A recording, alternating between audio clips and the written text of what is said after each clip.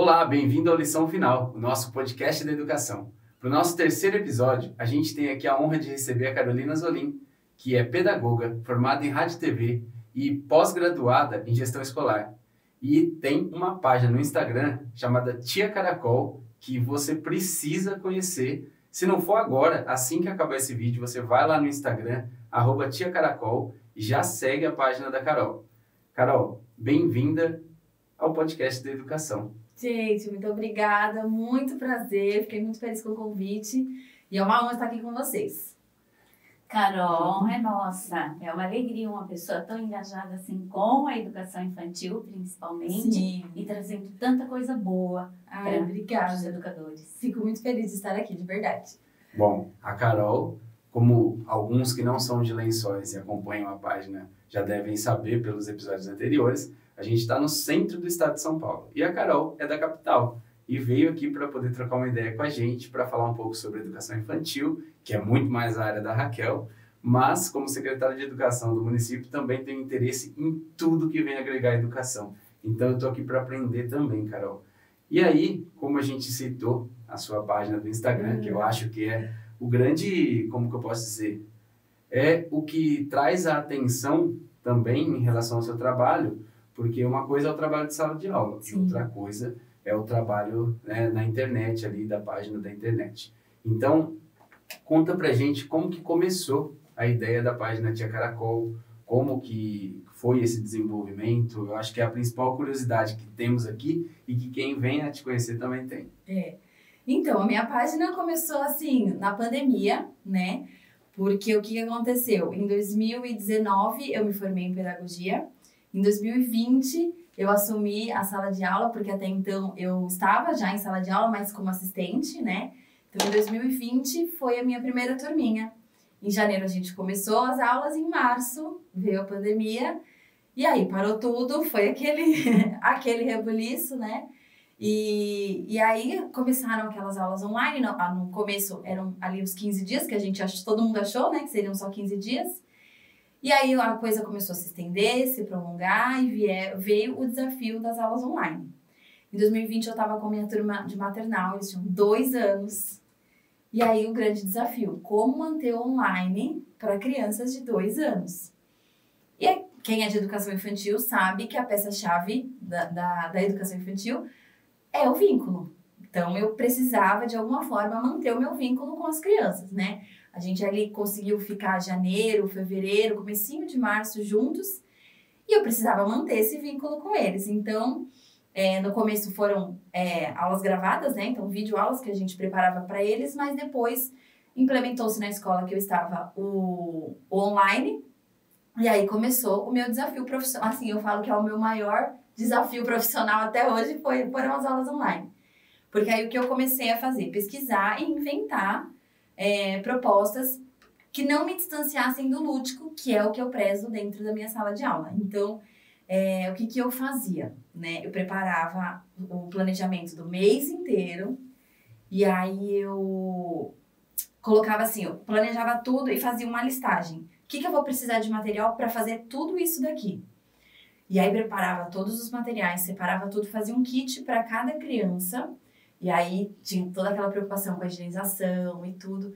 Deixava lá na escola, preparava um kit para cada um, deixava lá e as famílias pegavam. Depois de um tempo, né, que a gente começou a fazer os corredores, então a gente ficava na escola e aí eles passavam tipo um drive-thru, né? Então a gente ficava na porta da escola, todo paramentado, máscara, luvas e tudo mais. E as crianças passavam de carro pra gente fazer a entrega desses kits, todo comecinho de mês. E aí a coisa foi acontecendo, então eu postava, né, a gente tinha uma plataforma que a gente usava com as famílias, o planejamento da semana, então olha, nessa semana a gente vai acontecer tudo isso, então na segunda a gente vai fazer isso, na terça, na quarta, na quinta e na sexta, para as famílias se programarem e também me ajudarem, né, porque eles 2 anos eles ainda não tinham autonomia para separar os materiais e tudo mais, então deixava ali tudo detalhadinho e as famílias também eu tive muita sorte, porque as famílias foram muito parceiras, muito, assim, engajadas ali naquela missão e me ajudaram. Então, a gente ficou aí de março até o final do ano no online com eles, com 2 anos. E aí, foi muito legal, porque a gente achou que as crianças não dariam conta, né? A gente sempre acha que eles não vão dar conta, mas eles sempre surpreendem a gente. Não. E quem não dá conta no final é a gente, né? Porque eles sempre dão.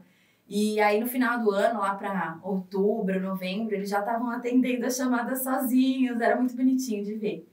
E aí, eu comecei a postar essa rotina, esse dia a dia, no meu Instagram pessoal. Isso durante o processo, isso. E comecei a postar. Então, eu gravava conversando com as crianças, alguma proposta. Então, a gente fez, olha, tudo que você possa imaginar, a gente fez. A gente fez até caça ao tesouro de carro. Então, a gente separou as pistas pelo bairro da escola, e aí as famílias ajudaram. Então, colocava uma pista na padaria, outra segunda pista no posto de gasolina, e a gente inventou muita coisa, muita coisa. E aí, eu comecei a postar tudo isso no meu Instagram pessoal. E aí, quem me seguia começou a falar, por que você não faz uma página profissional sua, posta essas ideias? E eu fiquei, gente, sério, será? Será que vai dar certo? Fiquei um pouco receosa e tal, mas as pessoas incentivando.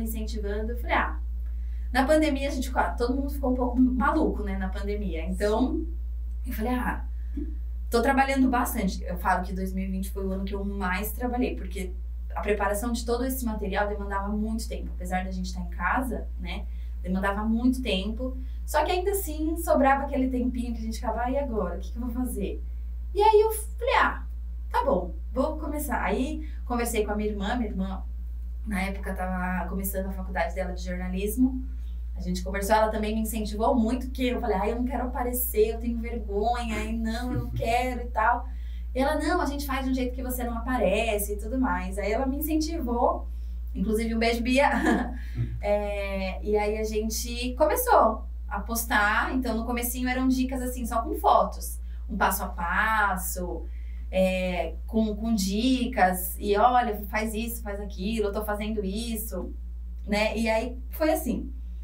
E aí foi indo, a coisa foi acontecendo, demorou muito pra gente crescer, eu fiquei mais de um ano aí com a página pra chegar nos 1.000 seguidores, foi muito tempo, muito tempo. Só que eu não parei de postar, mesmo pequenininho, eu não parei, eu e minha irmã, a gente começou a pesquisar estratégias, né, de como crescer, de como alcançar mais perfis, porque quando eu fiz o perfil, qual que era a minha intenção, qual que era o meu objetivo? Ajudar outros professores. Então, assim, eu senti na pele a dificuldade do online e queria, assim, eu senti que estava muito difícil. Eu falei, se tá difícil para mim, então com certeza deve estar difícil para muito mais gente que tá na mesma situação que eu, né? Então, eu acho que a gente pode compartilhar conhecimento. Então, quando eu fiz a página, foi isso, para alcançar outros professores, para a gente trocar e para ajudar com coisas que eu fiz que deram certo e também conhecer outras propostas, outras ideias de outros professores, né? E aí fui indo, não parei de postar mesmo pequenininho, fiquei lá postando todos os dias. E aí comecei a postar os vídeos que eu aparecia, né? E aí quando você faz uma vez, eu falo, quando a gente chuta o balde uma vez, já derrama tudo e vai que vai, né? Tomou coragem. Tomei coragem e fui. E aí o perfil foi crescendo devagarzinho, no começo foi bem assim, passinho de... Eu falo que foi bem no ritmo do caracol mesmo, sabe? Bem devagarzinho e tal. E aí depois eu viralizei a primeira vez e aí foi um boom. Começou a chegar muita gente. E qual foi esse vídeo? Então, que eu lembro, assim... Alguns vídeos viralizaram, mas o primeiro que viralizou mesmo foi uma dica que eu compartilhei de um site que a criança faz o desenho e aí você escaneia esse desenho e coloca nesse site e aí ele anima o desenho. Então ele faz o desenho lá pulando, dançando, girando. Né, o pessoal, como estava ali naquele meio da tecnologia, que todo mundo teve que ir para o online, todo mundo teve que aprender a mexer no computador e tudo mais. Esse vídeo foi um dos primeiros assim que eu lembro que viralizou. E aí foram outros também, né? Quando chegou a época das férias, eu comecei a postar dicas do que fazer com as crianças em casa, né? Com materiais simples, com recursos que as famílias têm, que são acessíveis. E aí começou a chegar muitas famílias, muita mãe, muita avó, muita tia, muito pai também. E aí a página foi crescendo e assim, eu falo que galopou, né? Porque de 1.000 foi para 5, para 10, 50, 70, 100 e hoje a gente já tá aí nos quase 255. Então, é um trabalho que eu falo, nossa, eu não imaginei que a gente chegaria nessa meta, né? não achei que a gente alcançaria, mas tem sido muito gratificante receber as mensagens, o pessoal comenta nos vídeos, né, que gosta dos recursos, que usa em sala de aula, que usa em casa para ajudar as crianças também. Então, tem sido, assim, muito, muito gratificante. Crescer e poder alcançar tanta gente, né? Que é até uma frase que acho que está na minha bio. Conhecimento compartilhado é conhecimento redobrado. Então, acho que quando a gente troca, o conhecimento, ele se multiplica e cresce cada vez mais, né? Sim, com certeza. E recentemente, dado esse número de inscritos, né, de seguidores, você foi indicado ao Prêmio IBEST. Como que aconteceu isso? Como você recebeu essa notícia? Quais são os critérios para ser indicado para o IBEST? Então, porque o IBEST, até onde eu conheço, ele é uma referência e é um padrão, né, em termos de conceitos de produção de conteúdo. Então, como que aconteceu isso para você? Então, foi uma surpresa. Eu não sabia que eu estava concorrendo, não sabia mesmo. Eu já conhecia o prêmio, mas assim, não era muito a fundo. Eu conhecia, sabia da existência do prêmio, mas não muito aprofundado e tudo mais. E aí, eu não sabia que eu estava concorrendo. De repente, estou lá, recebo uma mensagem de uma seguidora. Mulher, você está concorrendo ao Prêmio IBEST. Aí eu, o quê? Como assim? Aí fui ver e realmente estava concorrendo. Então, quando eu entendi que eu estava concorrendo a primeira vez ali, eu já estava na posição 27, 27º lugar ali. E aí que eu fui ver e fui conhecer o prêmio, eu falei, gente, como assim? Eu tô concorrendo. Então, na categoria conteúdo educacional, tem gente de todos os ramos, da educação infantil, fundamental, ensino médio, pessoal do concurso, faculdade, muito pessoal da área do inglês, né, dos idiomas. Então, tem uma galera muito boa ali. Aí eu falei, gente, eu estou aqui também nessa lista. E aí, fui entender como que funcionava, né? Vi que eram vários dias de votação e comecei a pedir pro pessoal. Vamos lá, vamos votar. E aí, era um voto por dia, né? Então, comecei a engajar com o pessoal, pedi voto. E eles me ajudaram. Então, assim, eu cheguei a subir ali, ficar entre os 5 primeiros. Só que é muita gente, muito concorrido, muita gente votando, e aí eu acabei descendo nas posições. Mas assim, só de concorrer, só de estar ali no meio de tanta gente grande, importante, já valeu muito a pena mesmo. Mas quando o podcast for pro ar, eu acredito que ainda estejamos no período de votação. Então, quem estiver assistindo... Por favor, gente, vota em mim. Pode acessar, tem o link para votação no Instagram da Carol. Sim, tá lá no link da minha bio. Vou pedir para pôr aqui embaixo o @, da página agora, a nossa edição, o Rafa. O Rafa tá atrás das câmeras nesse momento, então depois ele vai editar e vai colocar o @ do Instagram. Isso. E lá tem o link para votação, é mais fácil de acessar. Isso mesmo. E o Tia Caracol, de onde surgiu? Tia Caracol é de um aluno muito especial que eu tive, também dessa turminha aí que ficou comigo no primeiro ano de pandemia. Eles eram muito pequenininhos, né? E meu nome é Carol. Então, ele não conseguia falar Carol e ele chamava Caracol, me chamava de Caracol. E aí eu achei muito fofo, acabou pegando. E quando a gente teve a ideia, né, de fazer a página, nossa, que nome! Pensei em vários nomes. E aí lembrei, tem até um videozinho dele lá nos meus destaques, dele falando, né? Tia Caracol, que a madrinha dele pergunta, pra onde você vai? Vou pra escola com a tia Caracol. Ele falava mais difícil, né? Era mais fácil falar Carol, ele falava Caracol. E aí pegou, eu gostei, achei que o nome ficou legal. E foi esse o nome que a gente deu. A minha irmã me ajudou a construir a identidade visual da página. E aí a gente foi seguindo aí. Ok, Carol... e você prima pelo lúdico, né? Como você falou, Sim. Educação infantil, isso é extremamente importante. Isso. E o legal é que você consegue oferecer isso para as pessoas que estão te assistindo, né? Porque ali tem muita coisa para você trabalhar dessa forma lúdica. E você pesquisa bastante. E você, com certeza, usa as referências teóricas, porque ali você entrega para a gente uma prática. E isso é fundamental, o professor precisa muito disso. Mas elas estão pautadas nessa teoria. Conta para a gente. Isso. O que você lê, o que você pesquisa para essa construção? Então, foi realmente um desafio que começou lá na pandemia, né?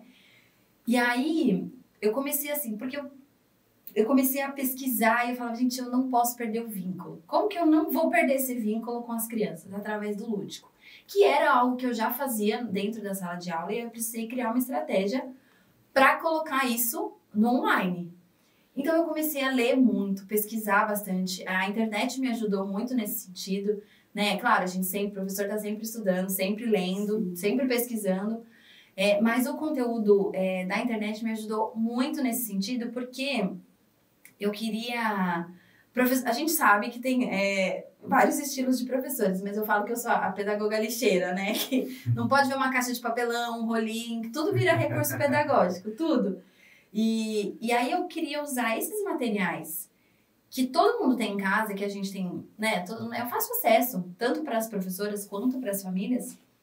Eu queria usar esse tipo de material e dizer para as pessoas, olha, isso aqui pode virar um recurso que vai te ajudar no desenvolvimento da sua criança. Entendeu? Tanto dentro de sala de aula, com o professor, como fora, com as famílias, com a mãe, com o pai, com quem for responsável pela criança.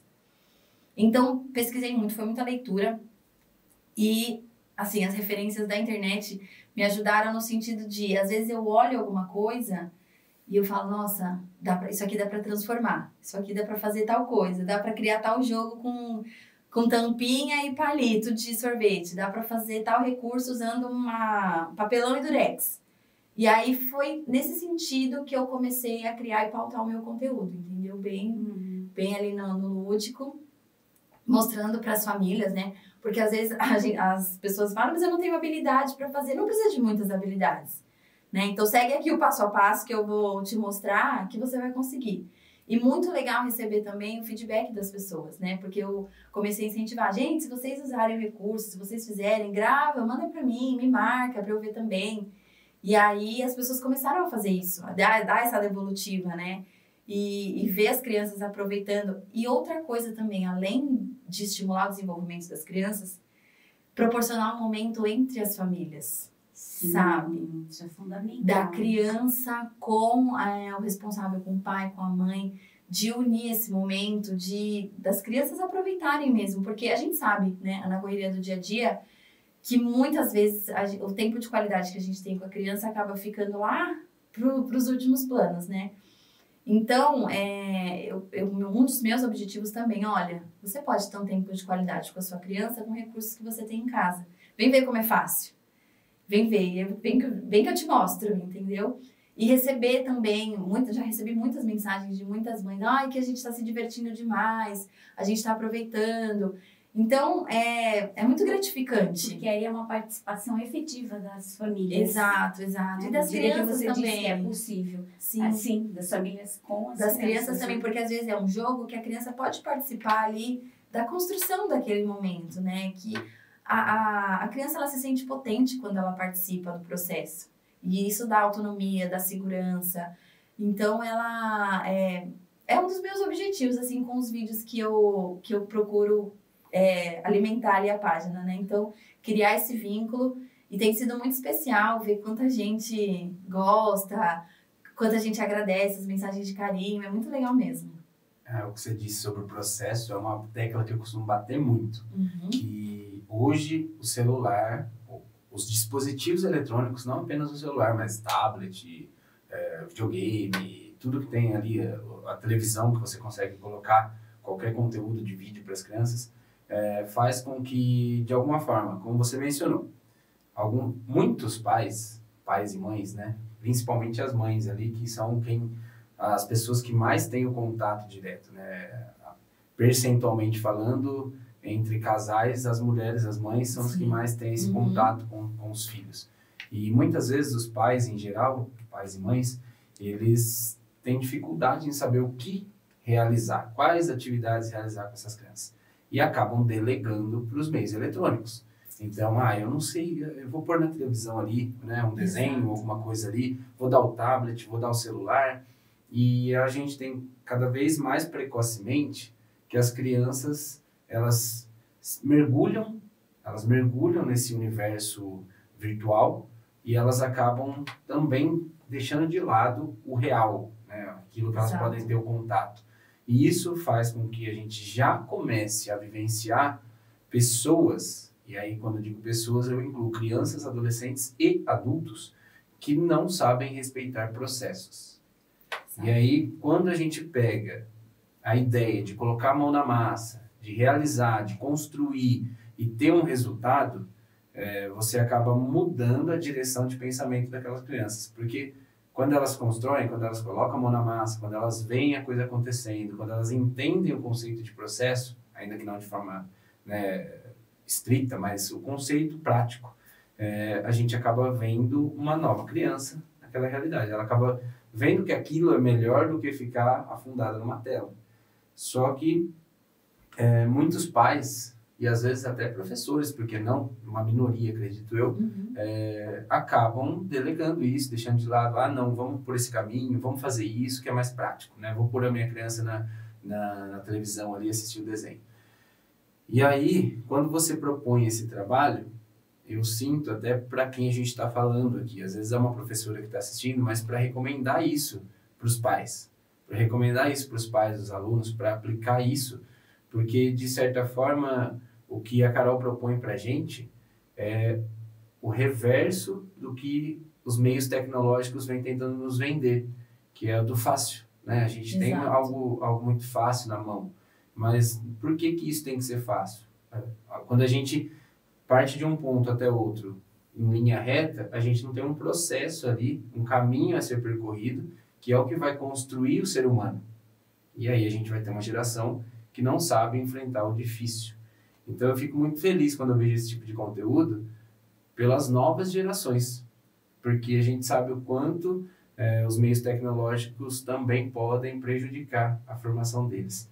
E aí vem o outro ponto que eu ia te perguntar. Eu imaginava, já pelo que eu vi da página, muitos pais, familiares agradecem, e eu acredito que seja por isso, porque às vezes, eu não sei o que eu faço. Você cria uma alternativa para eles. Mas em termos de professores, você dá aula numa escola particular, pública, e os professores que convivem com você, quais são, né, as indicações que eles fazem, ou as críticas, ou o que pode ser, e como você sente os professores diante desse conteúdo que você posta, qual a receptividade, quais são os comentários ou críticas que você pessoalmente tem a respeito do seu trabalho. Sim. Então, deixa eu comentar uma coisinha antes da gente falar da escola, porque muitas pessoas acham que eu sou contra as telas, contra o uso de telas, e não é isso. Eu acho que tudo tem que ser um relacionamento saudável. Então, o relacionamento com as telas, com as crianças, ele pode existir? Claro que pode. Tem inúmeros recursos que as crianças podem utilizar e que a gente pode potencializar essa questão do processo, de estimular a criatividade e tudo mais. Só que tudo tem que ter um limite ali, né? Uma medida. Né? Exato. Então, geralmente, eu até postei alguns recursos de internet que eu encontrei e que são muito legais. Só que, assim, não só ele solto ali no crescimento, no processo da criança, ele é atrelado a alguma coisa, entendeu? Então, eu lembro até que eu postei o tapete do movimento, que também foi um dos vídeos que viralizou. É um recurso do YouTube. Você coloca lá, você digita no YouTube, tapete do movimento.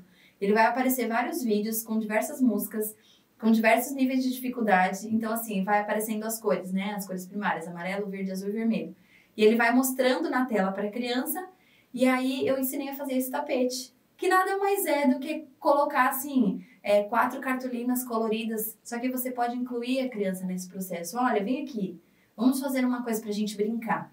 Então, a criança pode pintar as folhas, aí depois ela te ajuda a grudar uma folha na outra. Aí vocês vão juntos, colocam esse tapete na frente da televisão. A criança entende que ali o YouTube também não é só para assistir desenho, também tem outras coisas legais para ver. E aí pesquisa e realiza a brincadeira, entendeu? Então, eu recebi um feedback muito positivo desse vídeo que eu postei, dessa atividade, que as mães adoraram, porque as crianças ficaram ali um tempão na frente da televisão, pulando, se exercitando. Na pandemia a gente não podia sair, né? Então, ficou todo mundo ali preso de casa. Tem que gastar energia. Então, foi uma dica para gastar energia dentro de casa com recurso simples, entendeu? Então, eu acho que a tecnologia, ela pode sim ser atrelada à educação.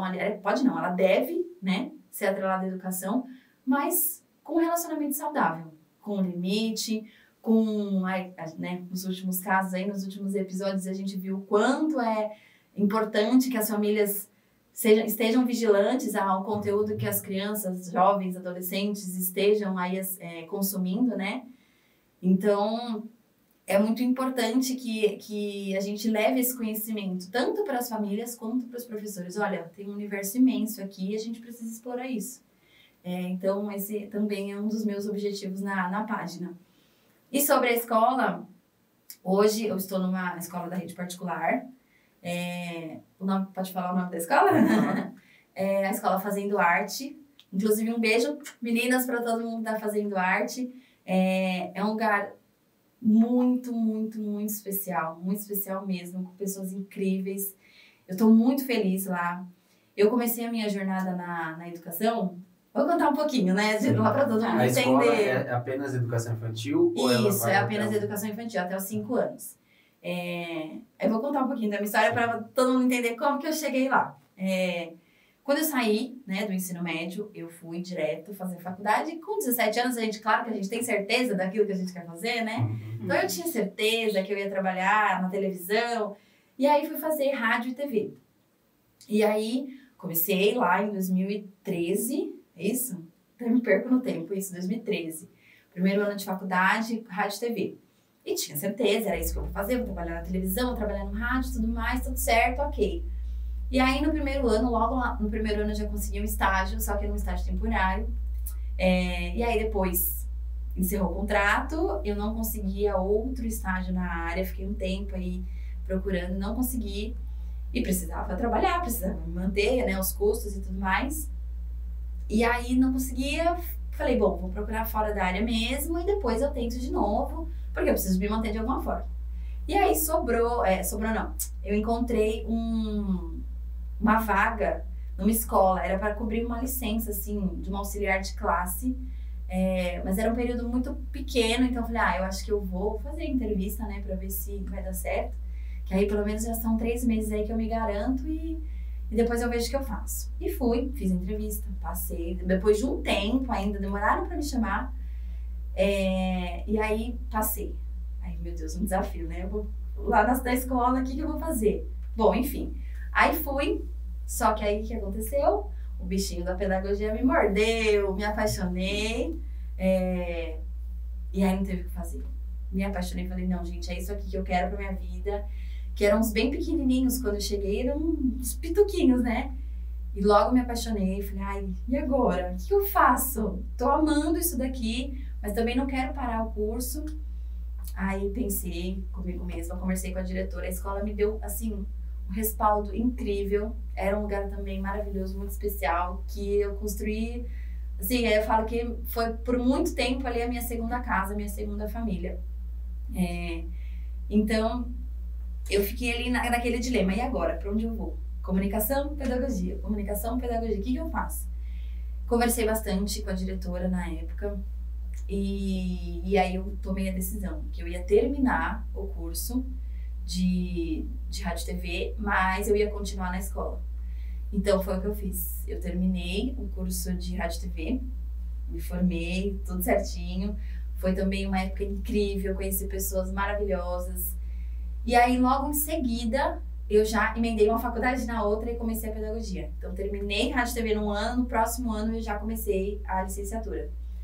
E aí fui todo esse tempo na mesma escola, assim, o tempo das 2 faculdades na mesma escola. Então, tive a oportunidade de crescer profissionalmente de um jeito muito especial, porque eu passei por todas as salas, convivi com todos os tipos de professoras, todos os jeitos, todas as idades. Então, fiquei ali do maternal ao 5º ano. Tive todas essas experiências de sala de aula, que foi muito bom para eu me formar como professora e entender o que eu queria fazer, o que eu não queria fazer. Porque você estava com uma coisa fantástica, vendo a teoria, exato, no curso, e você tinha a prática. Quando você consegue essa junção... Exato. E uma coisa muito legal também, que antes eu estava trabalhando na escola, mas não tinha teoria. Então, muita coisa não fazia muito sentido para mim. Por que é feito dessa maneira? Porque deve ser assim em todas as escolas e tudo bem. quando você começa a teoria, o embasamento ali teórico, né? As pesquisas e aquele embasamento mesmo que te olha, é assim por causa disso, disso, aí parece que assim, ó, o quebra-cabeça se monta e você começa a entender muita coisa. Processos, o desenvolvimento das faixas etárias das crianças. Por que que é assim? Por que que é assado? Por que que a gente faz desse jeito? Por que que a gente não faz desse jeito? Por que a gente segue tal linha? E assim, olha, tanto que eu lembro, eu entendia, eu achava que todas as escolas eram do mesmo jeito. E depois que eu comecei a faculdade, que eu fui entender que não, existem muitos métodos, né? Então, muitos métodos, muitas abordagens. Então, essa primeira escola que eu fiquei por lá por muitos anos. Muitas crianças passaram por mim, muitas famílias passaram por mim. Hoje é todo mundo grande, às vezes até me assusto, já estou me sentindo uma professora velha que vê as crianças, os alunos grandes. Então, foi assim, uma fase essencial da minha vida. Eu cresci muito ali dentro, muito, muito mesmo. Sou muito grata a todo mundo que eu conheci ali. E aí veio a pandemia, veio esse desafio, a gente ainda aguentou, porque como é escola pequena, a gente teve aquele medo de fechar, né? E infelizmente aconteceu, a gente ainda segurou por muito tempo, mas infelizmente ali no meio de 2021, na metade de 2021 a escola fechou, não conseguiu segurar, e aí meu mundo caiu, porque eu tava lá desde sempre, né? E sofri demais de ter que sair de lá, de ver tudo aquilo se desfazendo, né? Enfim, eu acho que depois fica a sensação de missão cumprida, né? De dever cumprido, porque a gente sabe do trabalho que a gente fez. E a gente tem amizade até hoje, então é algo muito especial mesmo, um capítulo muito importante da minha história. E aí saí de lá e precisei ir procurando outros lugares, e aí fui. Passei por alguns lugares também muito especiais, só que por pouco tempo. Conheci pessoas também com as quais eu aprendi demais. E aí encontrei essa escola que eu estou hoje, que era uma escola que eu já vinha assim namorando fazia um tempão. E aí surgiu a oportunidade, uma amiga minha estava trabalhando lá, olha, tem vaga e tudo mais, vem aqui ver. Fui, participei do processo, passei. E é um lugar maravilhoso, maravilhoso. A Escola Fazendo Arte fica ali no bairro da Saúde, em São Paulo. E é um método construtivista, que é um método que se aproxima muito, muito, muito com aquilo que eu acredito para a educação, né? Então, ali a gente não tem apostila, a gente não tem caderno, a gente não tem muitas paredes, né? É um lugar muito rico em natureza, é um lugar extremamente afetivo, que é, assim, essencial, primordial, né, para a educação. E muita natureza, muito... Gente, é um lugar que eu falo às vezes que parece mágico, assim, sabe? Muita escuta, tanto de nós adultos com as crianças, mas também de um adulto com o outro. Então, é uma gestão que preza ali, né, pela escuta do professor. O que esse professor precisa agora? Porque a gente também precisa ser escutado, né? Sim. A gente tem que escutar as crianças, mas o professor também precisa ser ouvido, né? O que está acontecendo? Quais são as suas dificuldades? O que está dando certo? O que não está dando certo? Como que a gente pode se ajudar? Para quais caminhos a gente pode seguir? Então, é realmente um lugar muito especial, onde as crianças aprendem nos processos, sabe? No brincar, no dia a dia, na construção da rotina. A gente constrói ali tudo junto com as crianças. Então, é muito, muito especial. E aí, tem muita gente que ainda não acredita, né? Nesse método. Não só no construtivismo, mas também em outros métodos que são diferentes daqueles tradicionais do qual a gente foi criado, ensinado, sim, né? Então, a gente ainda encontra muita resistência. Apesar de já ter crescido bastante, a gente ainda encontra bastante resistência das famílias, né? Tanto que eu observo, assim, tem algumas visitas lá, mas é que eles só brincam, né? Só brincam. Frequente, imagino. Nossa, mas é que eles só brincam. Aí a gente responde, eles brincam. Porque quando a gente pensa na criança dessa idade, ela está aprendendo a caminhar. Exato. Organizando a marcha. O pensamento. A fala, fixou o pensamento. Exato. E aí as escolas mantêm essa criança sentada o tempo todo, pedem para essa criança ficar em silêncio. Controlar o corpo. Não é possível desenvolvimento exato. a partir disso. E você pontuou uma coisa muito importante, que é essa questão da escuta. Isso. De conseguir ouvir essa criança.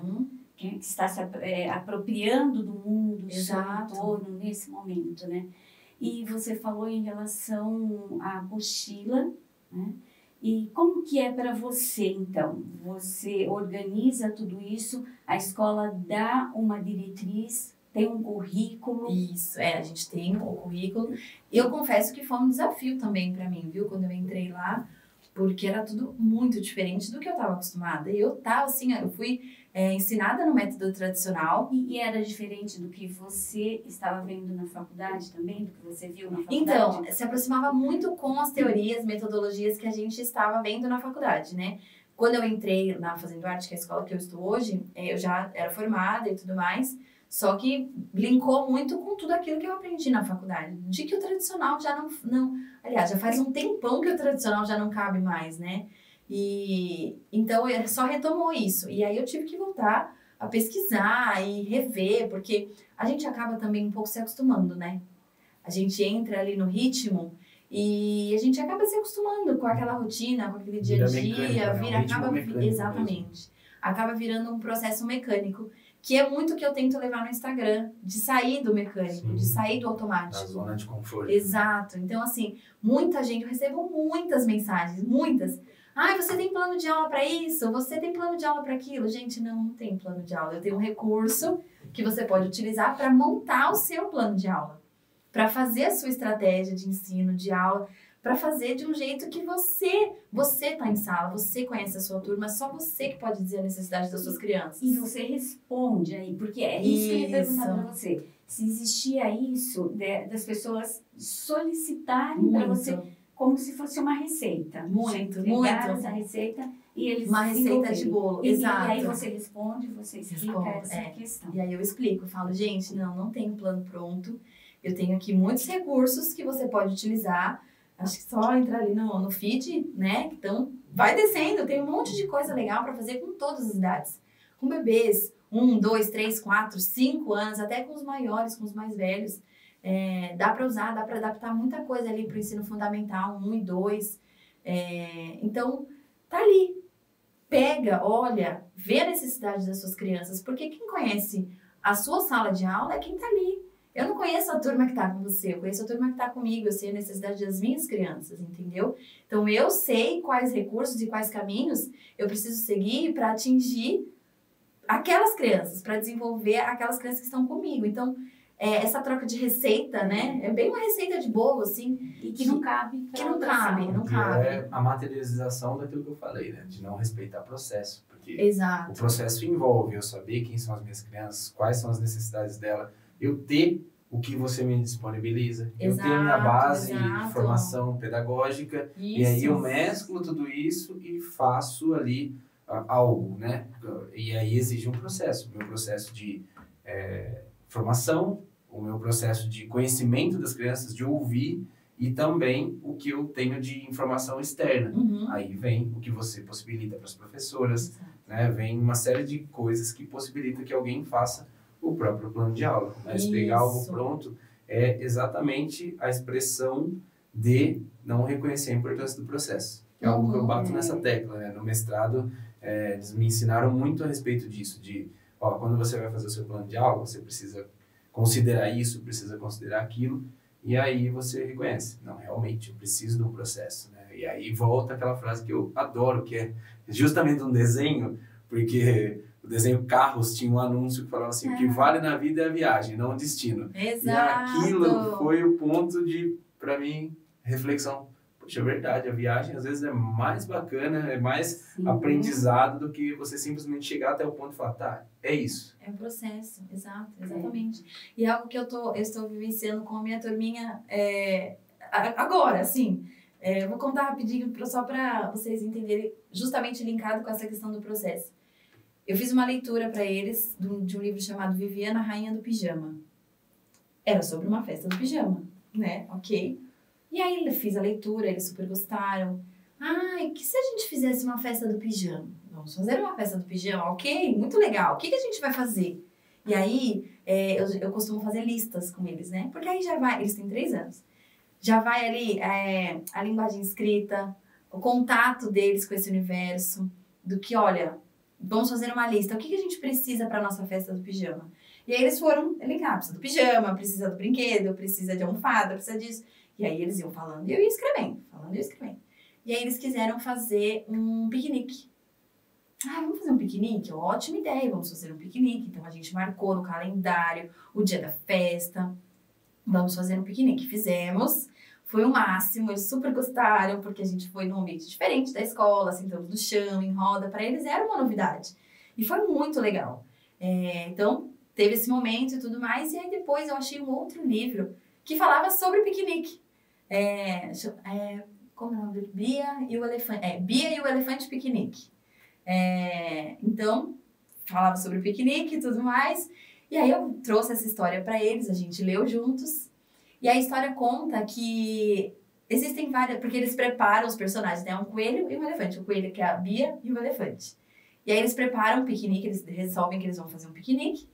E aí eles preparam tudo que eles vão levar. Então, as frutas, os bolinhos, o que eles vão beber, a cesta, a toalha, tudo. Preparam tudo. Quando eles estão saindo para fazer o piquenique, o que acontece? Chove. E aí eles não podem sair para fazer o piquenique. E aí eles têm uma grande ideia de fazer o piquenique dentro da sala, dentro de casa. E aí eu li a história para eles e falei, olha só, às vezes, e também foi muito legal para conversar aqui, às vezes acontecem problemas. E tá tudo bem, a gente pode ver um outro lado, entender um outro jeito, escolher um outro jeito, encontrar juntos uma outra maneira, né? E a gente conversou um pouco sobre isso, 3 anos, tá? A gente conversou um pouco sobre isso. E aí eu perguntei pra eles, eu falei, olha, a gente já fez um piquenique aqui dentro da nossa escola, né? Que outro lugar a gente poderia fazer um piquenique? E aí começa a surgir muitas ideias. Na minha casa, no parque, na praça. E aí a gente foi, listou os lugares que eles falaram. Então a gente fez dentro da escola, depois a gente fez um segundo na praça, que fica em frente à escola, que também foi um momento super especial. Então sair com eles, habitar os espaços em volta da escola, né? Também foi muito legal. E aí agora a gente vai fazer um terceiro no Jardim Botânico. Então assim, surgiu, tá vendo como é o processo? Surgiu de uma coisa lá atrás, pequenininha, que eu achei que nem ia ser muito grande. E aí veio uma ideia, que veio outra, que puxou outra, e tudo partindo deles, tá? Tudo partindo deles. Então, uma coisa que linkou na outra, e aí a gente já tá aí nesse projeto sobre piquenique, e as coisas vão acontecendo. Muitas vezes, é o que eu costumo falar, a gente não tem essa escuta com as crianças. A gente não tem esse costume, né, de escutar, a gente já entrega pronto, e é isso que entregar pronto para a criança é entregar pronto para o professor. Eu sou contra isso, entendeu? Então, acho que a gente tem que construir todo mundo junto. Pular etapas, né? Exato. E quando você entrega pronto, a criança não aprende. Você tira da criança, exato, você tira da criança a oportunidade dela construir, dela pensar por ela mesma, né? Entra até naquilo que a gente conversou aqui sobre o pertencimento, né? Quando a criança está no processo de construção, ela se sente pertencente àquilo. Quando ela recebe algo, ela simplesmente está recebendo e precisa cumprir o que está sendo disposto ali. Então, também acho que... não é interessante, né? Por exemplo, para a criança. Fica interessante para ela. Eu recebo muitas mensagens, sobre indisciplina. Minha turma me deixa de cabelo em pé. Minha turma isso. Minha turma aquilo. O quanto a sua turma participa do processo. O quanto a sua turma constrói com você, educador, mãe, enfim, o processo do dia a dia dela. O quanto, entendeu? Então, eu acho que quanto mais... Eu vejo isso muito com os meus, que são pequenos, em 3 anos, né? Eles são pequenos, mas olha, às vezes as coisas saem de controle, lógico que saem. Às vezes eles estão muito agitados e é difícil mesmo a gente conter. Mas quanto mais a gente chama as crianças para perto, olha, me ajuda nisso, o que você pensa sobre isso? E dá a oportunidade para a criança falar sobre, para ela colocar a opinião dela. As crianças têm muito para ensinar pra gente, é que a gente não escuta, né? Eu acho que é esse o caminho. Na pedagogia, principalmente no primeiro ano, não sei se você teve essa experiência em sala de aula, e a gente pergunta por que escolheu esse curso na hora da apresentação, na pedagogia. Então a gente ouve muito porque eu gosto de criança. E gente, então você está no lugar errado. Exato. Porque gostar de criança é uma situação. Agora, gostar de educar uma criança é outra coisa. Completamente diferente. Exige muito mais, você precisa trabalhar muito mais. Porque a hora que você diz assim, ela não tem apostila, né? É uma outra concepção. E é uma concepção que exige muito do professor, muito trabalho realmente. E esse exercício da escuta e da criança aprender a falar e aprender a ouvir é uma necessidade da sociedade. As pessoas quase não se ouvem mais. Exatamente, exatamente. E a escola é, assim, um termo, né, não sei se cabível, mas a escola é um pouco um funil. Vem gente de todos os lados, de todos os jeitos, de todas as formas. E aí o professor recebe aquilo e aí é ele que tem que encontrar ali um jeito de fazer todo mundo, que todo mundo consiga, não pelo mesmo caminho. Porque às vezes a gente confunde, né? Não, tem que ir todo mundo pelo mesmo caminho. Mas não é todo mundo igual? Exatamente, exatamente. E eu também sou um pouco contra essa frase, somos todos iguais. Não somos muito diferentes, né? Temos os mesmos direitos. Temos os mesmos direitos, exatamente. Mas somos diferentes. Mas até no direito a gente tem o conceito de equidade, de dar aos desiguais tratamento desigual na exata proporção de suas desigualdades. Então, esse conceito, para mim, é muito visível dentro da sociedade, porque nós temos, de fato, uma sociedade altamente desigual. Exato. E a gente precisa lidar com contextos sociais, fazer políticas públicas e tudo isso de acordo com as desigualdades. Se fôssemos todos iguais, moraríamos em casas iguais, teríamos famílias iguais e não. As mesmas vestimentas, os mesmos costumes e dentro de sala é exatamente isso. O que serve para uma criança não serve para outra, o que faz sentido para um não faz para outro. Então, às vezes, eu recebo muitas mensagens de professoras também, assim, me dá um caminho. É que não é só um caminho, são vários caminhos, né? Que a gente tem que, então assim, a gente recebe, tanto que o período de adaptação é um período difícil, né? A gente recebe ali todo mundo e aí a gente vai observando e absorvendo o jeitinho de cada um, o que funciona com um, o que não funciona, o que é melhor para um, o que é melhor para o outro. Como você precisa falar com um. Exato. E não só com as crianças, com as famílias também, né? Como que a gente recebe essa família? Essa família precisa de uma atenção maior agora? Essa família precisa de uma escuta, né? Não só ali da equipe pedagógica, mas também da coordenação, da gestão. Vamos acolher essa família e trazer a família para dentro do processo também, né? Porque gente, não tem jeito, tem que andar junto, tem que dar a mão, família e escola é primordial, tem que dar a mão, tem que caminhar todo mundo ali para o bem maior que são as crianças, né? Sim. Então acho que esse sim é o caminho, né? Em relação ao que eu tinha te perguntado, e você já mencionou algumas vezes aí sobre algumas questões de professores e tal, esses feedbacks das professoras, né, do meio em si, das que você tem contato, às vezes das que te procuram, você recebe críticas, você recebe mais sugestões, pedidos, como que é essa interação? Tem bastante, eu recebo bastante elogio, né? Olha, usei, deu super certo, eles gostaram. Que legal. Mas as críticas também acontecem, né?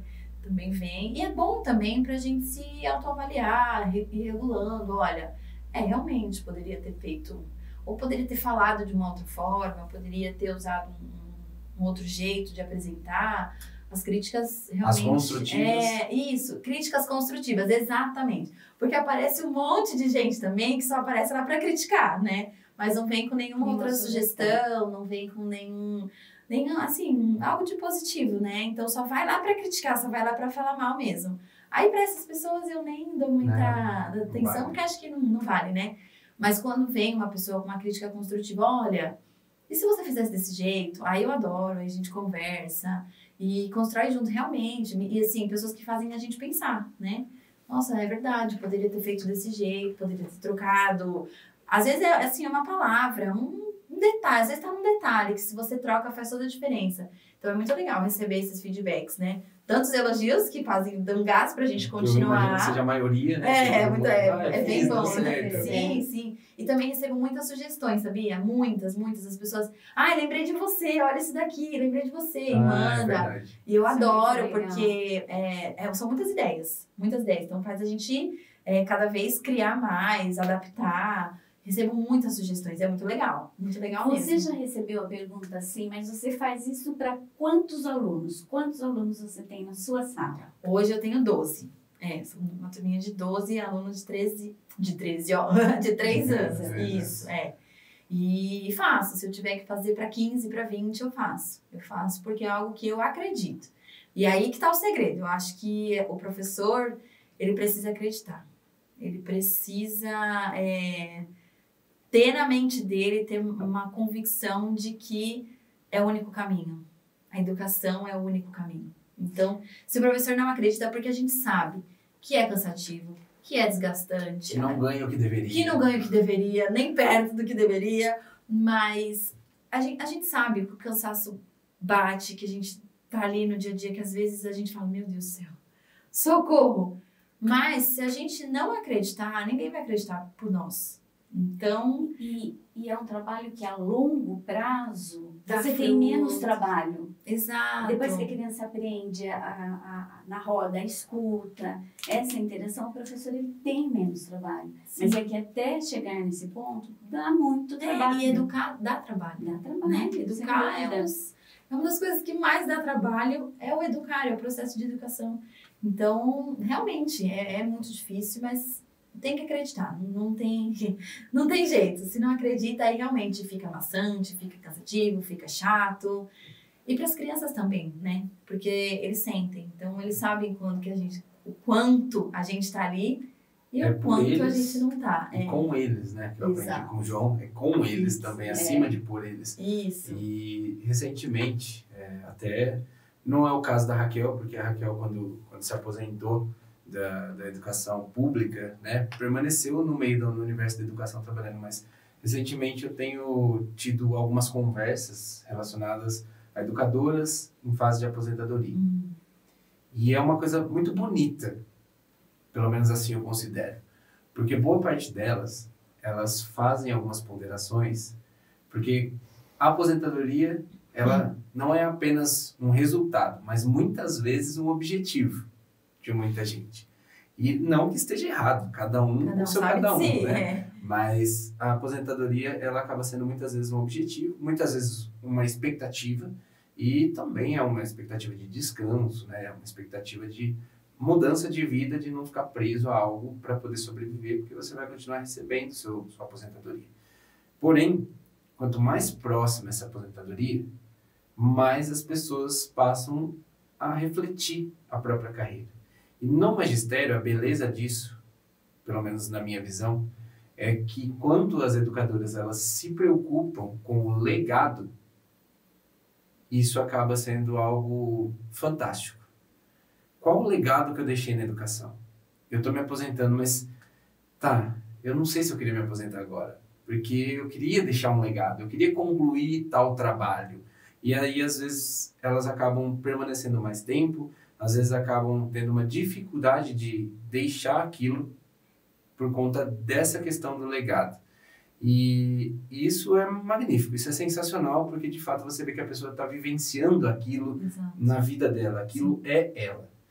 E aí, se aposentar pode representar o rompimento de uma parte do que ela própria é. E eu acho isso muito belo. E por que eu entrei nesse campo, né, de reflexão? Porque diante de tudo que você falou aí, inclusive tem muito a ver com o nosso nome, lição final, Sim. Podcast de Educação. Então, quer dizer, diante de tudo que você passou para estar onde está, quais as lições que você tira e pode passar para quem ouve? E aí, diante de tudo que você falou, e conhecendo, ouvindo muitas professoras, e ouvindo muitas pessoas que nem são do magistério, nem da pedagogia, a gente vê que principalmente, eu posso estar errado no que eu estou falando agora, mas principalmente depois da pandemia, muita gente ficou com muitas lacunas internas. Muitas pessoas refletiram a própria existência, a própria carreira, a própria vida, né? Tudo que tem a possibilidade de ser refletido foi refletido. E essas pessoas, muitas vezes, nessas reflexões, quando a gente revisita e questiona, muitas lacunas ficam. E não é diferente para as educadoras. Dada, óbvio, a questão dos pagamentos, né? Óbvio, a gente sabe, deveriam receber muito mais. Assim como policiais deveriam receber muito mais. E assim a gente vai recebendo de acordo com as possibilidades, né, do trabalho que a gente entra. Não é diferente na rede privada, da rede pública. Há uma média ali e há uma expectativa. Muitas coisas subiram de valor e as pessoas começam a falar, nossa, meu salário está acabando antes do fim do mês, eu não estou conseguindo fazer isso, eu não consigo fazer o que eu quero. Às vezes eu me programo para uma coisa, o imprevisto acontece, eu acabo gastando mais. As pessoas acabam buscando alternativas financeiras. E aí, diante dessas alternativas financeiras, surgem, a criatividade aflora. Sim. Então, muita gente tenta de alguma forma, quero construir alguma coisa, quero fazer alguma coisa. Mas simplesmente fazer por fazer acaba sendo um vazio. Mas, quando a gente faz para agregar, aquilo se torna parte do que a gente é. E quando tem a ver com educação, se torna parte de algo que a gente é e ainda redobradamente. E aí, muitas educadoras podem, de alguma forma, ter tido essa ideia que você teve durante a pandemia. Mas pensa assim, mas será que é isso que eu vou fazer? E aí vem a questão do propósito. E eu achei muito bonito quando você disse que no começo não foi um negócio que deu muito certo rapidamente. Sim, e eu achei que não ia dar. Eu falei, acho que não vai virar, não. Você teve a resiliência de esperar e de fazer por acreditar no que você estava fazendo. Exato. E eu acho que... E por que eu estou batendo muito nessas teclas agora? Porque eu acho que muita gente que assiste a gente é do ramo da pedagogia, teve vontade já de fazer algo parecido, para preencher o tempo, às vezes para pensar em alguma coisa paliativa, até para complementar, mas... Até pelo legado. Até pelo legado, exatamente. E aí, quando você soma tudo isso, vem a questão da resiliência para mim, de encontrar o propósito. Você está nesse meio porque foi o que deu, ou você está nesse meio porque você entendeu a missão. Porque é uma missão. Eu acho que... Para as pessoas. Essa é a propositura. Porque eu acho que você entendeu muito bem isso. Então, essa reflexão vem justamente por um dos motivos de você estar aqui hoje com a gente. De mostrar para as pessoas que vale a pena a gente ter paciência, resiliência, acreditar e entender a importância daquele papel. E eu acho que talvez, eu queria te fazer essa pergunta, mas acho que você já até respondeu. Você talvez tenha entendido isso lá quando você entrou na educação sem uma perspectiva futura. E foi isso. Exato, foi exatamente isso. E assim, até com a página, eu fui entendendo ao longo do processo, já com as coisas acontecendo. Então, lá atrás, quando eu comecei a trabalhar em escola, entrei sem perspectiva nenhuma, era só para ficar um tempo. E consegui ali ficar... por aquele tempo, me cobri por aquele tempo, entendeu? Era algo rápido. E aí foi a virada de chave na minha vida. E aí eu fui entendendo as coisas ao longo da caminhada mesmo, né? Porque a educação é uma caminhada diária. E eu fui entendendo as coisas ali, no dia a dia, com as crianças, com as professoras com as quais eu dividi sala, por todo mundo que eu passei, pelas famílias. E então foi uma construção ali bem dia a dia mesmo, né? E com a página também. Comecei sem pretensão nenhuma. Na verdade, assim, eu até achei que quando eu fizesse seria algo que crescesse rápido, assim. Uhum. E aí vi que não foi. Eu falei, nem vai dar certo. Mas eu vou continuar, porque se ajuda uma pessoa, então já cumpriu a minha missão. É isso. Já cumpriu a minha missão. Então, se ajudou então já tá tudo certo. Então, já ajudei alguém, já fiz a minha parte aqui e... Valeu o trabalho. E valeu a pena, exatamente. Raquel, pelo que eu tô sabendo ali de trás das câmeras, a gente já passou do tempo Eita! normal. Vai ficando gostoso. Vai ficando bom, a gente vai falando. Quanto mais a gente fala, mais vontade dá de falar. É. Você tem alguma outra pergunta para Carol? Não, não, tem. A gente podia ficar aqui um tempão conversando. Mais um tempão, acho que dá para ela voltar. Sim. Né? Mas enquanto você estava falando, eu fiquei pensando em algumas coisas, né? Uma delas, eu acredito que seja do Drummond, que ele diz, né? Não tem um caminho novo. O que eu tenho de novo é o jeito de caminhar. Exatamente. E que você faz isso nesse seu processo. E a outra é o Paulo Freire, a hora que ele diz, né? O amor, sem amor, não se faz educação. Mas só o amor também não dá conta. Exatamente. Que é essa junção que você fez, de toda a pesquisa, de todo o trabalho, essa busca constante, porque é constante esse fazer seu.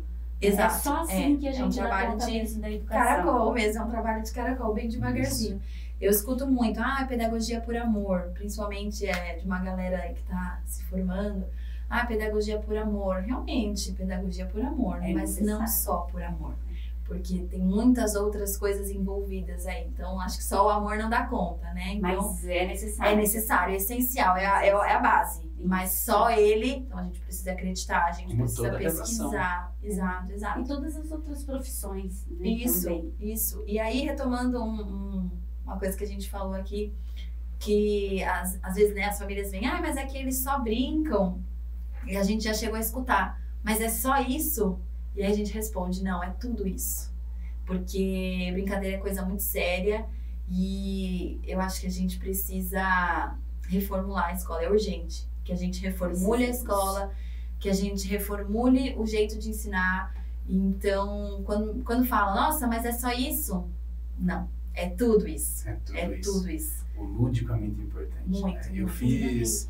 Eu não sei se você sabe, Raquel, mas eu fiz faculdade de Educação Física na Unesp em Bauru. É verdade. Eu só não concluí o curso, licenciatura, mas eu parei para fazer Direito. Então, mas eu tive muita base da Educação Física lá, da parte pedagógica.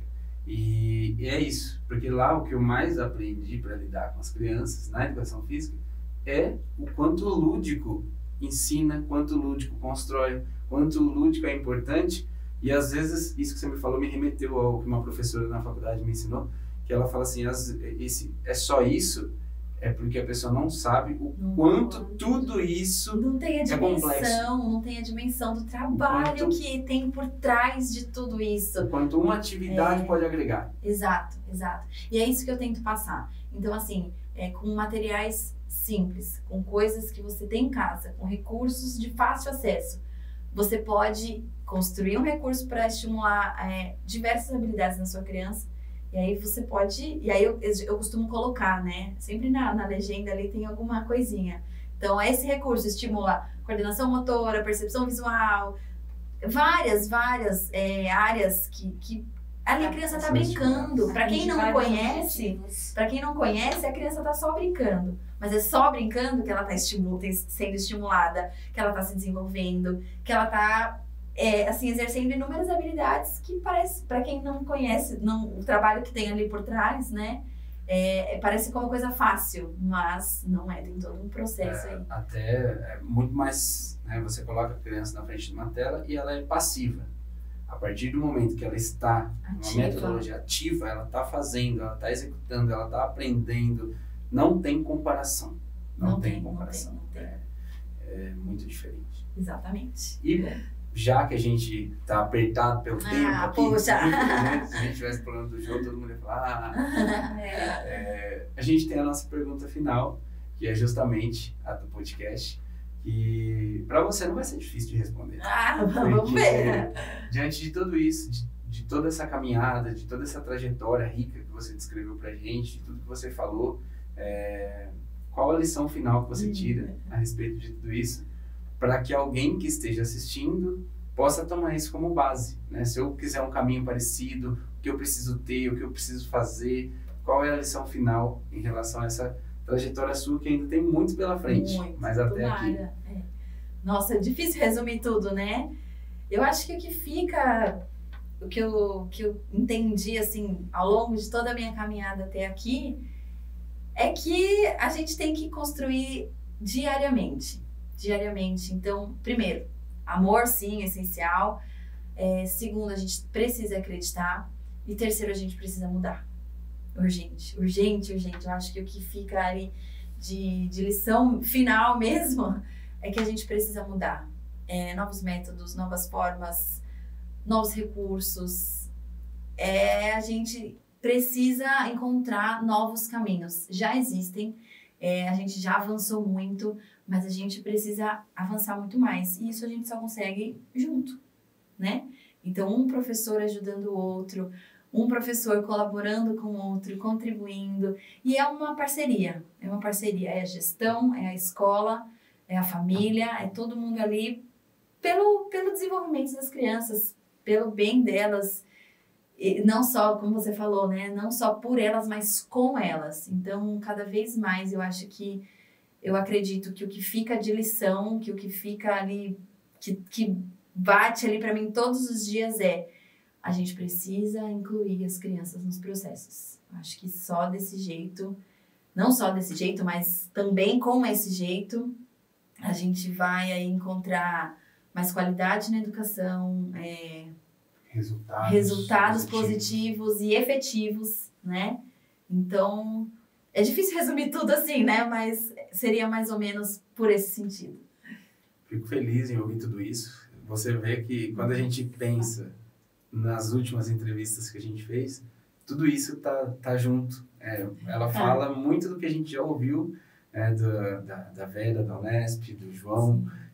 Então, a gente tem, de fato, essa necessidade, né, de rever os métodos. E só uma coisinha que eu queria falar, eu recebo, às vezes, mensagem de professoras que querem fazer uma página, mas que têm vergonha, mas que se sentem inseguras, que acham que, né, sempre aquela síndrome da autossabotagem, né? Gente, façam, acreditem. Eu fiquei ali um tempão para chegar nos 1.000 seguidores, mas não desisti, não parei. E aí a página foi crescendo, o resultado pode demorar, mas faça. E nem que não cresça tanto, nem que não, né, que não fique com muitos ali, 1.000 seguidores. Mas é o que eu falei lá no comecinho, se eu tô ajudando uma pessoa, já valeu, então façam. Hoje a internet é uma porta, né, uma vitrine ali para você apresentar o seu trabalho, e ela abre portas, abriu muitas portas para mim, então eu acho que se você é professora e tem a vontade de fazer uma página, de mostrar seu conteúdo, mostrar seu trabalho, faça. Não deixe que nada te impeça de fazer isso. Até você comentou, né, que no começo você não queria aparecer muito. Não então queria, dá e pra agora, aparecer também, mas dá para fazer sem aparecer também. Sim, dá. E a gente vive, aí, tá vendo, os assuntos estão surgindo. Mas a gente vive a fase da TikTokização, né, da internet. Isso. E aí a gente fala, e às vezes desanima mesmo, porque a gente está aqui produzindo conteúdo, a gente está se esforçando, mas vem alguém lá com uma dancinha e pronto. Ganha todo mundo, ganha o tempo das pessoas, porque é sobre tempo que a gente fala, né? Quando a gente fala de internet, a gente fala da doação de tempo que as pessoas estão dispostas a entregar para aquele conteúdo. E muita gente está muito disposta a entregar tempo para conteúdo que não agrega conhecimento, que não agrega nada, que é mera fuga de realidade. Exato. E muitas vezes a gente consegue conciliar as duas coisas. E a gente tem que competir com isso. E essa foi a ideia, inclusive, do podcast da educação. É a gente trazer alguém para bater um papo, para que quem assista possa ter um conteúdo mais leve, mas um conteúdo que muitas vezes é um conteúdo de formação. Sim. Que às vezes as pessoas estão cansadas, estão no fim do dia, exaustas, e aí daquela forma técnica que é passada, talvez não seja absorvido o conhecimento na totalidade, mas, né, às vezes a gente traz aqui para um bate-papo e aquilo representa algo para aquela pessoa. E daí vale o que ela falou. Servir para pronto. Exato, já missão cumprida. Basicamente, às vezes pode existir um questionamento. Eu já me questionei sobre isso. Por que eu estou fazendo isso aqui? Por que a gente está aqui agora? É por views? É por visibilidade? Ou é porque, de fato, quando você pega isso, soma ao amor que você tem por algo, e você pode oferecer para as pessoas algo mais, por que não fazer? Eu falo isso até no meio político, porque, né, como advogado eu também atuo nisso, né? Uma pessoa honesta, com boa vontade e que está disposta a entender e conhecer muita coisa, quando é candidata a algo ou quando ocupa um cargo político, ela tira de um desonesto ou de alguém com má intenção aquela cadeira. Então, por que não buscar o que você acredita? Por que não produzir o seu conteúdo? Poxa, mas 300 pessoas vão ver. Você está gerando conteúdo? Você está produzindo algo que agregue? Então, parabéns. E às vezes a gente não tem noção de quanto que é 300 pessoas. Põe 300 pessoas numa sala para você ver o quanto de gente. Sim. Então, são só 300 pessoas. Gente, são 300 pessoas, entendeu? Você já encheu uma sala. E aí você vai enchendo mais e mais e mais. E a base não é por view, não é pelas visualizações. Exato. É por acreditar naquilo que você faz e por acreditar que você pode fazer mais. Isso. Como eu posso fazer mais? É só para minha sala? Só para quem trabalha comigo? Não, eu posso fazer mais tentando chegar a mais pessoas. Isso. Mas não é por mero ego. É por justamente buscarmos os nossos legados. Isso. Qual é o seu legado? Agregar. Agregar, é isso mesmo. Agregar, compartilhar e trocar. Acho que são 3 palavrinhas aí que tem que andar juntas na educação. O professor é um eterno pesquisador. Então, a troca ela tem que acontecer. Então, acho que é o que fica de lição final. Carol, muito obrigado. Gente, eu que Obrigado pela agradeço. participação. Foi uma delícia. Eu ficaria aqui mais um Muito tempão bom. conversando. Muito obrigada mesmo, Por viu? ter De verdade. vindo, pela disponibilidade de ter vindo de São Eu Paulo. amo Lençóis, gente. Minha família é daqui, então eu adoro. Foi um prazer, de verdade. Que bom. Muito obrigado, Raquel. Prazer foi nosso, né? Foi fantástico. A gente ficaria muito mais tempo papeando com você. Né? Eu Foi um também. prazer. Obrigada mesmo. E espero que futuramente a gente volte a conversar aqui Com também. certeza, vamos sim. Aí, boa sorte. No Na Nordeste. premiação. Vamos Então, ver, vamos gente, ver. agora quem Vota. assistiu até aqui, É. vai lá e vota. Se ainda Vote der na tempo de Carol. votar, vota na E Carol. se não me segue lá. Siga a Tia Caracol, que vale a pena. E vota no ano que vem, porque o que faz participar do IBEST é algoritmo. Isso, eu Então, entendi que sim. No ano que vem, provavelmente vai estar novamente. Com Então, certeza. vota de novo. Vamos lá, todo E a mundo gente vai estar junto. junto nessa. Obrigada, Carol, viu? muito obrigado. Quem assistiu até aqui, muito obrigado. A gente agradece e até a próxima.